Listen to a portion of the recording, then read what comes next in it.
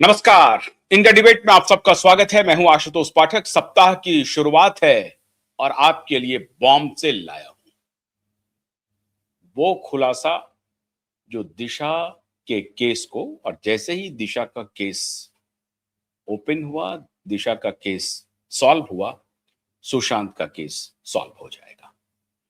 तो दिशा केस अपने जीत के मुहाने पर आके खड़ी हो गई है और आज आप सभी एसएसआर वॉरियर, दिशा के लिए न्याय मांगने वाले देश के लाखों करोड़ों हमारे दर्शक, सारे लोग खुश होंगे कि आखिरकार क्यूबाइब का अभियान उस जगह पहुंच गया है जहां दिशा के पिता सतीश साल्यान जी, दिशा की माता, न सिर्फ उनको न्याय मिलेगा बल्कि बल्कि देश में न्याय व्यवस्था पर आप सबको भरोसा हो जाएगा।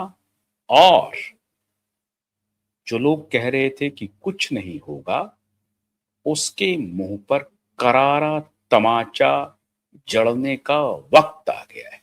बहुत सारे ऐसे भी लोग होते हैं जो कई बार फ्रस्ट्रेटेड हो जाते हैं। उनको लगता है कि अरे कुछ नहीं होगा, हम तो बस यूं ही कहे जा रहे हैं, ये लड़ाई यूं ही चल रही है। अदालत में बड़े बड़े लोग हैं, उनके खिलाफ कहां से मुकदमा जीती जा सकती है।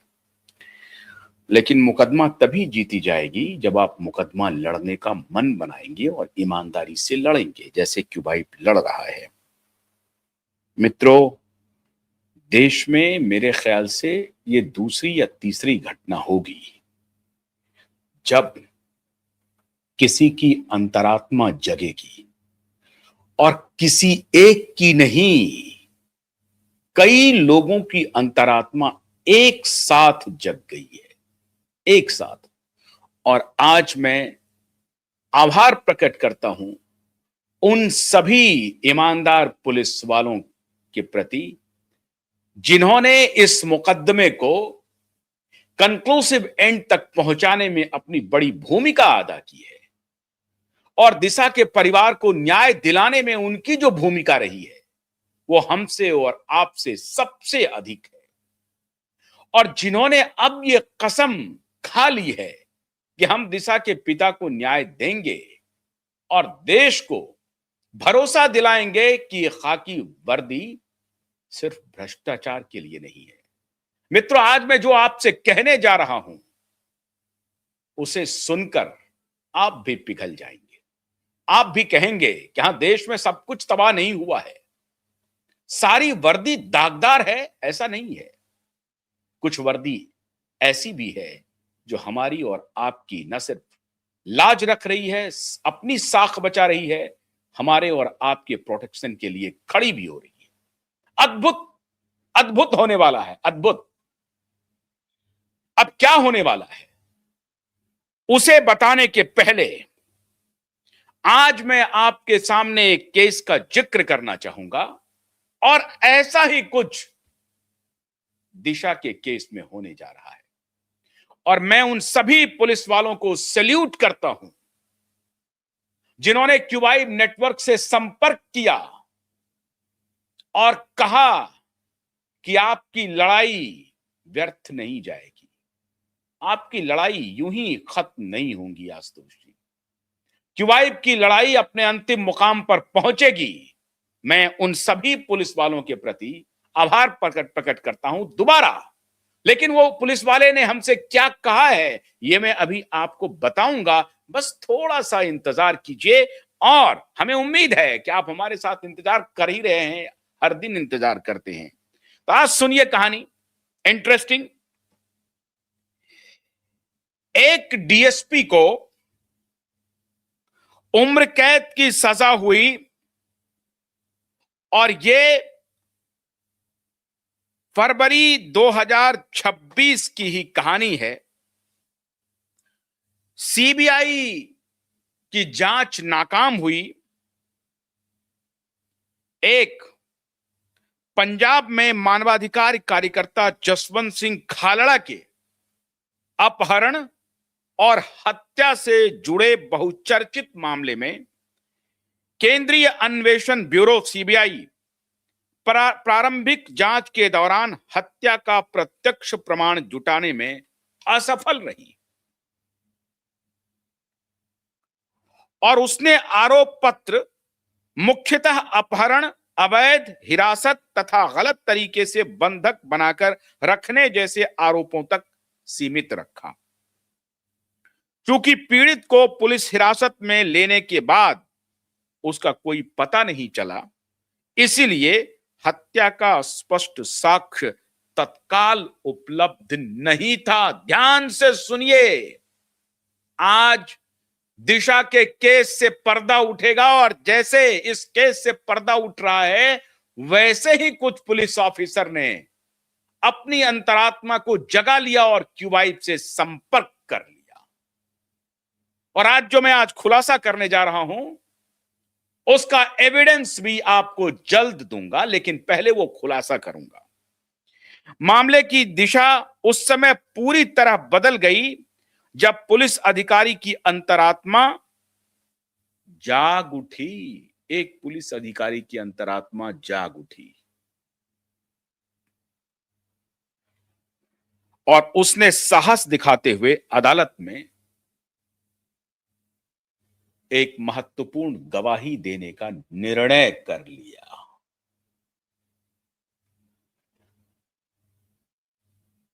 अदालत में कहा कि पीड़ित को अवैध हिरासत में रखकर अमानवीय यातनाएं दी गई और अंततः वरिष्ठ पुलिस अधिकारियों, विशेष रूप से एक डीएसपी के निर्देश पर उसकी हत्या कर दी गई। ये कौन कह रहा है?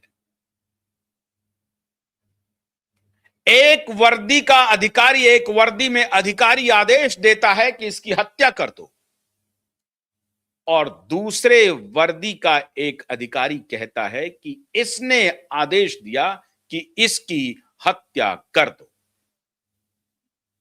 और इस व्यक्ति की पुलिस हिरासत में मौत हो गई। अदालत ने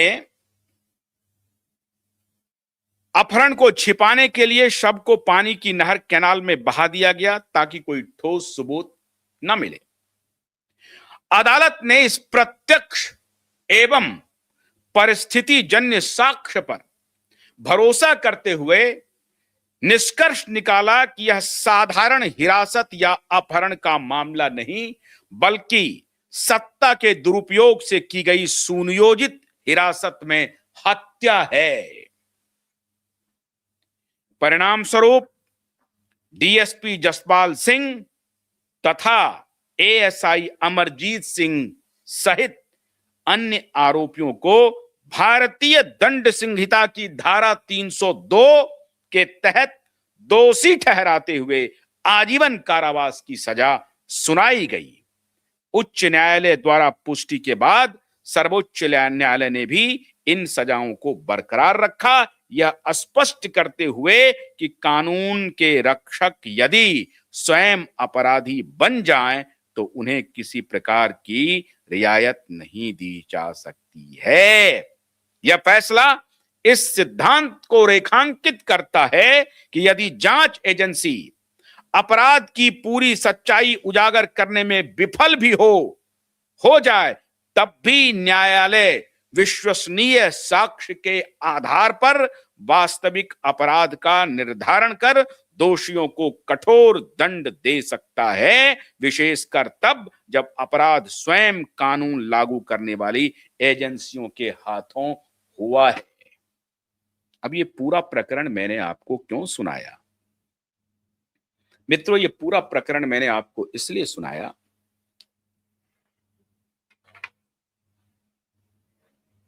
कि क्यूबाइब नेटवर्क को कुछ विशेष पुलिस वालों ने संपर्क किया है। उन्होंने कहा है कि मेरे पास एक नहीं, दो नहीं, तीन नहीं, चार नहीं, 10-10 हत्याओं के सबूत हैं, जिसमें वो स्वयं आरोपी भी हो सकते हैं। आप कल्पना कीजिए, इससे बड़ी बात कुछ हो सकती है? कुछ हो सकती है क्या?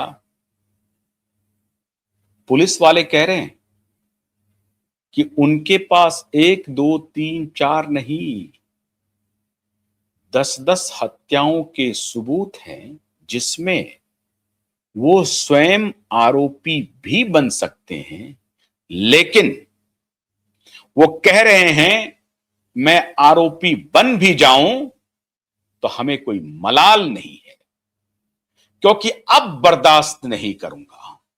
और उन्होंने कहा कि क्यूबाइब नेटवर्क के इस अभियान के बाद,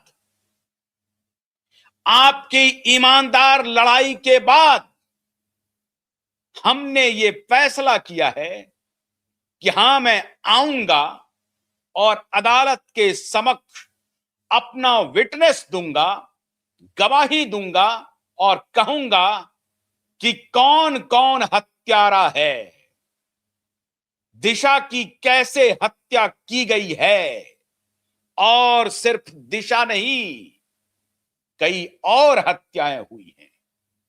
आज मित्रों, जब मैंने यह फैसला किया कि मैं आपसे यह शेयर करूंगा, तो मैंने उनसे कहा कि मैं आज जा रहा हूं, ऑन कैमरा इसकी घोषणा करूंगा। आप पीछे तो नहीं हटेंगे? आप डर तो नहीं जाएंगे? बोला बिल्कुल नहीं। उन्होंने कहा कि मैं बिल्कुल नहीं डरूंगा, और यह हद हो गया है, सारी हदें पार कर दी गई हैं। जब व्यवस्था को इस तरह से लुंज पंज होता हुआ देख रहा हूं, तो बर्दाश्त नहीं हो रहा।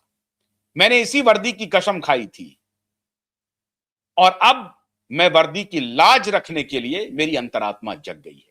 जैसे कि पंजाब में उस डीएसपी को सजा मिली, और एक अधिकारी के बयान पर कि हां, मेरे सामने में फलाने डीएसपी ने आदेश दिया था कि इस व्यक्ति को पुलिस हिरासत में मार दो, और मार करके नाले में फेंक दो लाश को। और उस गवाही के बाद फिर परिस्थिति जन्य साक्ष्य इकट्ठा किए गए, और डीएसपी को आजीवन कारावास की सजा हुई, हाई कोर्ट में और सुप्रीम कोर्ट में। इसीलिए मैं कह रहा हूं कि सब कुछ संभव है। और जब मैंने उनसे पूछा कि आप बैक ट्रैक तो नहीं करेंगे, बोला बिल्कुल नहीं करूंगा। वो ईमानदार पुलिस वाले हमारे अभियान को, आदरणीय नीलेश ओझा जी के अभियान को देख करके, उन्होंने कहा कि मैं कई रात से सो नहीं पाया हूं आज तो। मुझे बार बार आप लोगों के प्रोग्राम को देखता हूं।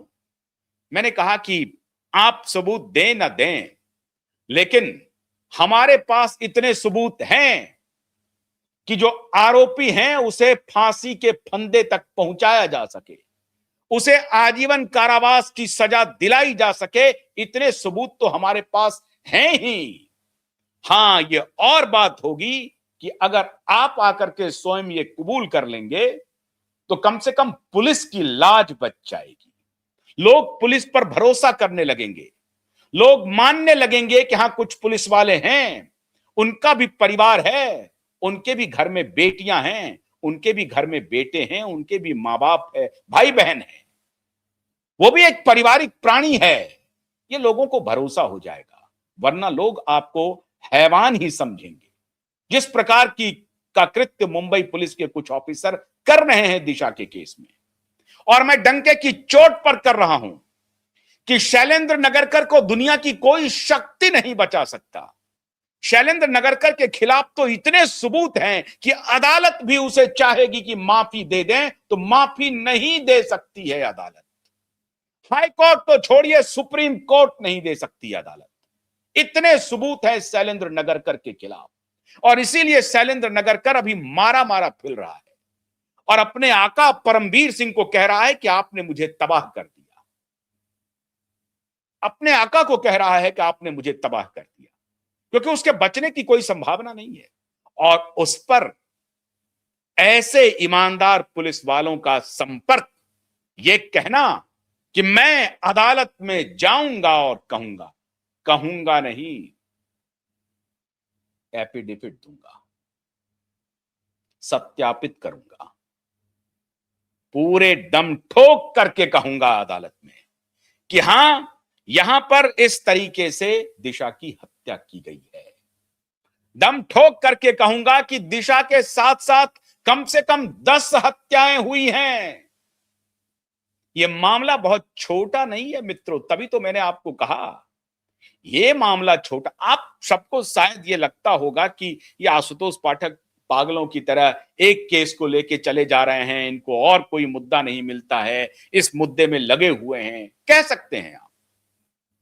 लेकिन आप ध्यान रखें, आज तक दुनिया में अगर इतिहास बना है तो ये पागलपन नहीं बनाया है, आपकी दीवानगी नहीं बनाया है। बहुत सारे पत्रकार हैं, अपना काम कर रहे हैं, उनके पास भी जिम्मेदारी है समाज को दिशा दिखाने की। हम अपने तरीके से दिशा दिखाने की कोशिश कर रहे हैं। मित्रों, पुलिस वालों ने कहा कि बड़ी ही बीभत्स तरीके से दिशा की हत्या की गई है, और आप ठीक कह रहे हैं कि आपके पास सारे सबूत हैं। लेकिन हमने जो कुछ देखा है और सुना है, हमने जिस तरीके से केस को दबाया है, अब हम चुप नहीं रहेंगे और बोलेंगे। एक पुलिस वाले होते तो मैं नाम भी बता देता।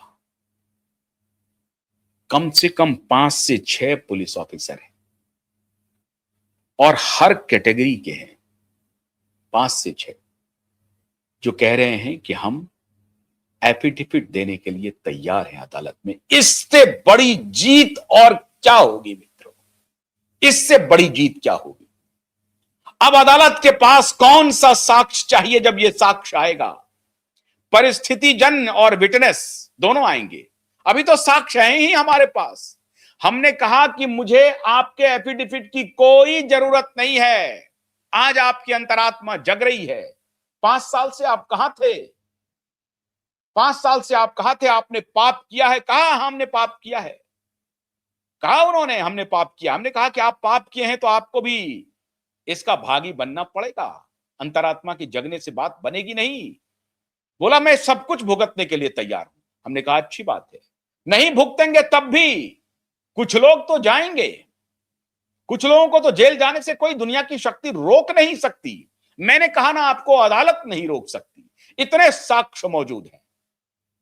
और इसीलिए मैं कहता हूं कि ये जितने दलाल मीडिया एक तरफ अपनी पूरी ताकत लगा ले, सत्ता अपनी पूरी ताकत लगा ले, मैं कह रहा हूं मोदी अपनी ताकत लगा ले, मैं कह रहा हूं कि फडणवीस अपनी ताकत लगा ले, इस केस को सुलझने से इनकी कोई औकात नहीं है कि इस केस को वो लंबित कर देंगे। लंबित कर सकते हैं लेकिन इस केस को सुलझने नहीं देंगे। ऐसा हो नहीं सकता।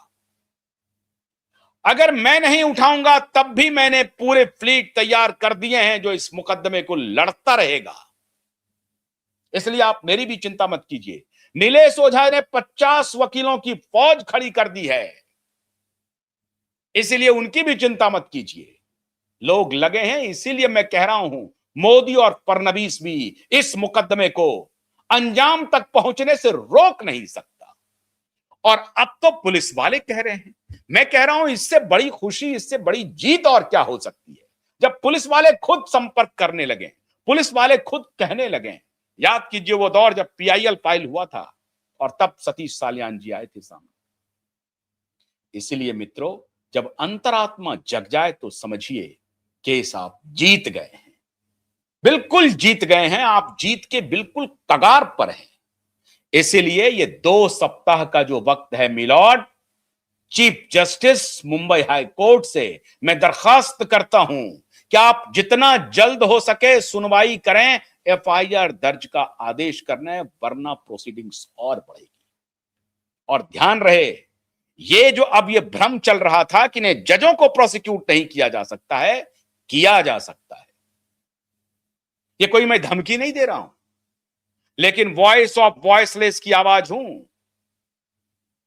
वॉइस ऑफ वॉइसलेस हूं, इसलिए मेरी आवाज दब नहीं सकती।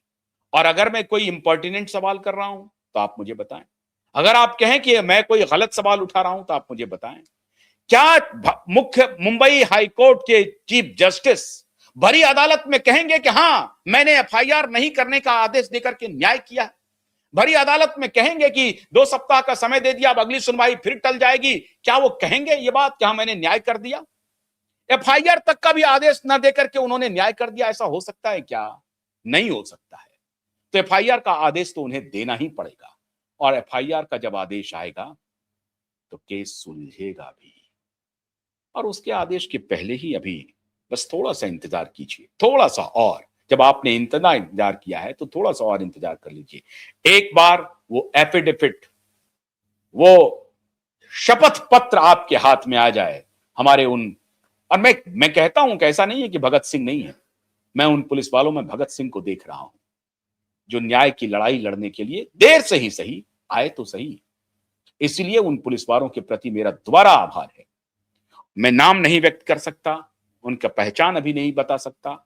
एक बार अगर वो सामने आ जाएं पूरी तरह से, शपथ पत्र लेकर के एक बार आ जाएं, फिर तो वो नाम भी देंगे, कैमरे पर भी आएंगे, फिर तो सब कुछ पब्लिक डोमेन में होगा। जब वो अदालत में आएंगे, गवाही देंगे, तो सब पूरी दुनिया देखेगी, देखेगी दुनिया। और इसीलिए कह रहा हूं, ठाकरे, समय बहुत कम है, काउंटडाउन शुरू करो। बहुत बहुत शुक्रिया। नमस्कार।